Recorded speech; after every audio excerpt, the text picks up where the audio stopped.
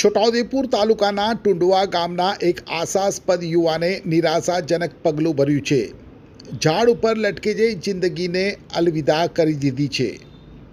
છોટાઉદેપુરથી 5 કિલોમીટરના અંતરે આવેલ રોનવાડ ગામે આવેલ આશ્રમ શાળાના પાછળના ભાગે ટેકરી ઉપર આજે સવારે એક યુવાન ઝાડ ઉપર લટકતી હાલતમાં જોવા મળ્યો.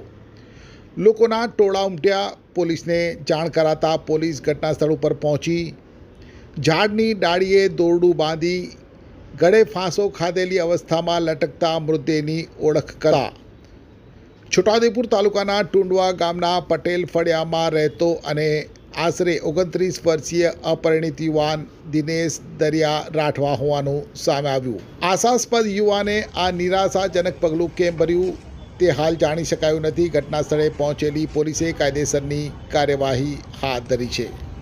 એક્ટિવાથી લઈ જેસીબી સુધીના, ટૂંકમાં દરેક વાહનના અને દરેક કંપનીના, જી હા, દરેક કંપનીના અને દરેક સાઇઝના ટાયર એકદમ કિફાયતી ભાવમાં મળશે, અને તે પણ આપણા છોટાઉદેપુરમાં. જી હા, છોટાઉદેપુરમાં.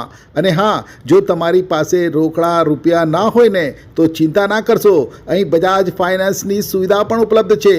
સરનામું છે apex traders, silver spoon hotel સામે, triangle complex, highway road, Chhota Udepur.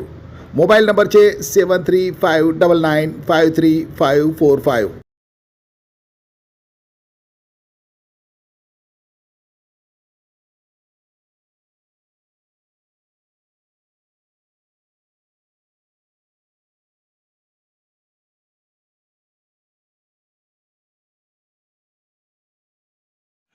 Chhota Udepur સહિત રાજ્ય, દેશ અને દુનિયાના સમાચાર જોવા માટે સબસ્ક્રાઈબ કરો તીર સમાચાર અને બેલ આઇકોન જરૂર દબાવો.